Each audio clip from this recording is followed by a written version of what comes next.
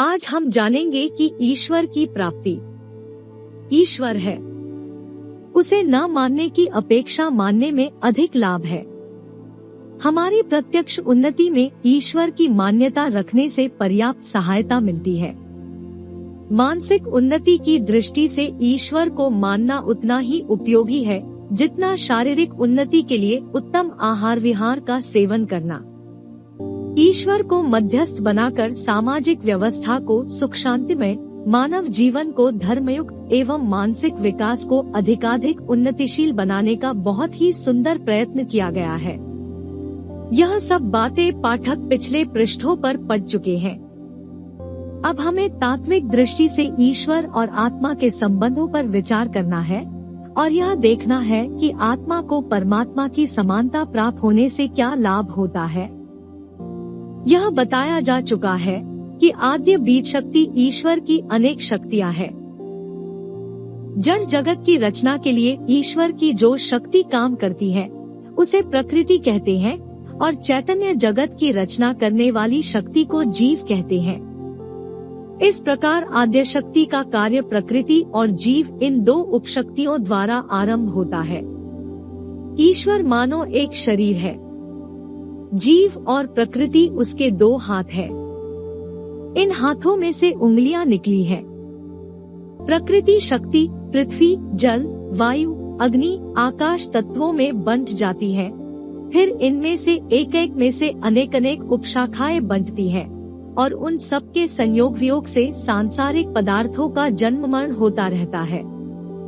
इसी प्रकार जीव शक्ति मन, बुद्धि, चित्त, अहंकार इन चार उपभेदों में बंटती है और फिर एक एक में से अनेक शाखा प्रशाखाएं उत्पन्न होती है। उन सबके कार्यकलाप से चैतन्य जगत के दृश्य निर्बल सबल प्राणी उत्पन्न और नष्ट होते रहते हैं। संक्षेप में यूँ कह सकते हैं कि संपूर्ण जड़चेतन शक्ति का कार्यकलाप ईश्वरीय शक्ति की शाखा उपशाखा उनका संयोग वियोग मात्र है। जिस प्रकार दोनों हाथ एक ही शरीर के दो भाग है, उसी प्रकार जीव और प्रकृति दोनों ही ईश्वर तत्व के दो अंश है। संभव है कि ऐसे अंश तत्व और भी हों, पर इस समय तक मानव बुद्धि को इन दो प्रधान तत्वों का ही पता चल सका है।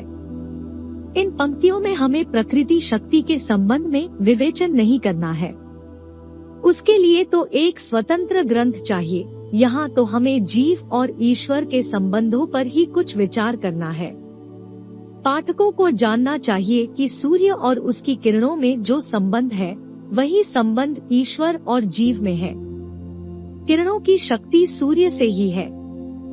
गर्मी के दिनों में सूर्य पृथ्वी के निकट होता है, इसलिए उसकी किरणें प्रचंड हो जाती है। अध्यात्म तत्व के जिज्ञासु जिस ईश्वर की उपासना करते हैं, असल में वह उपासनीय ईश्वर अखिल आद्य शक्ति का सतोगुणी अंश है। ईश्वर सर्वव्यापक होने से सत, रज, तम तीनों गुणों वाला कहा जाएगा। तम की उपासना करने वाले वैसा फल भी पाते हैं। रावण ने ईश्वर के तमोगुण की तपस्या करके वैसी ही सिद्धियां प्राप्त की थी। एक चोर या डाकू मनोयोग के साथ चोरी डकैती की साधना करे तो वह उनमें भी प्रवीण हो सकता है, परंतु यह साधना तमोगुणी होने के कारण मनुष्य जीवन की आवश्यकताओं के विपरीत है, अतएव अंत में हानिकारक ही सिद्ध होती है। इसलिए ईश्वर के सत तत्व की उपासना का शास्त्रकारों ने आदेश किया है। जीव अपने अंदर प्रचंड आकर्षण शक्ति धारण किए हुए है। प्रेम, श्रद्धा, विश्वास और अभ्यास द्वारा अदृश्य लोक में से चाहे जिस प्रकार की शक्तियों को खींचकर अपने में प्रचुर मात्रा में भर सकता है। इसी प्रयत्न को उपासना कहा जाता है। अदृश्य अग्नि तत्व को प्रकट करने के लिए दिया, स्लाई, ईंधन, हवा की आवश्यकता होती है। ईंधन जितना अधिक होगा, अग्नि उतनी ही प्रचंड होती जाएगी। ईश्वर का सत्व गुण अदृश्य रूप से हमारे निकट ही वर्तमान है। उसे अधिक मात्रा में खींचकर अपने अंदर भर लेने के लिए प्रेम, श्रद्धा, विश्वास और अभ्यास की आवश्यकता होती है। इन्हीं चारों के समन्वय को उपासना कहा जाता है। उपासना जितनी ही प्रबल होगी, आकर्षण भी वैसा ही सशक्त होगा और उसी के अनुसार उपास्य देव तत्व की प्राप्ति होगी। प्रेम, दया, करुणा, सहानुभूति, उदारता, त्याग, समता, न्याय आदि सद्गुणों का निष्ठापूर्वक जितना अधिक चिंतन किया जाता है, उतनी अधिक उनकी प्राप्ति होती है। उन्नति का क्रम तम से सत की ओर चलना है। जिसने जितना ही सद्गुण अपने में धारण कर लिया, आध्यात्मिक दृष्टि से वह उतना ही उन्नतिशील कहा जाएगा। ईश्वर को दयालु, करुणानिधान, दाता, समदर्शी, न्यायकारी, पतित पावन, उद्धारक, सहायक, सत्यनारायण, क्षमा सिंधु, प्रेमधन आदि नामों से संबोधित किया जाता है। यद्यपि हत्या, व्यभिचार प्रभृति तामसी कृत्यों के मूल में ईश्वर की शक्तियाँ ही है, परंतु उसे हत्यारा, व्यभिचारी आदि शब्दों से कोई नहीं पुकारता। कारण स्पष्ट है कि मनुष्य को अपनी उन्नति के लिए सत्वगुणों की आवश्यकता है। तम की मंजिल तो वह पार कर चुका, उसे तो वह छोड़ रहा है। जिस अन्नजल का आमाशय ने रस निकाल लिया, तो वह मलमूत्र के रूप में त्याग दिया जाएगा। शरीर पोषण के लिए तो नवीन अन्न की आवश्यकता होगी। तमोगुण मनुष्य जीवन में विष्टा है।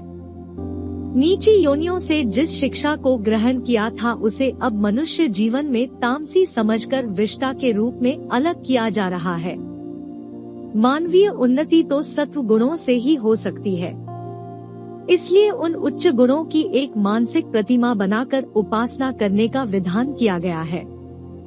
सिद्धांत है कि जहाँ चाह वहाँ राह, इच्छा से मार्ग मिलता है। जेहि कर जेहि पर सत्य सनेहु, सो तेहि मिलत न कछु संदेहु। सच्चा प्रेम इच्छित वस्तु की प्राप्ति करा ही देता है। यदि एक भक्त सत तत्व की उपासना करता है, तो कोई कारण नहीं कि उसे वह वस्तु प्राप्त न हो जाए।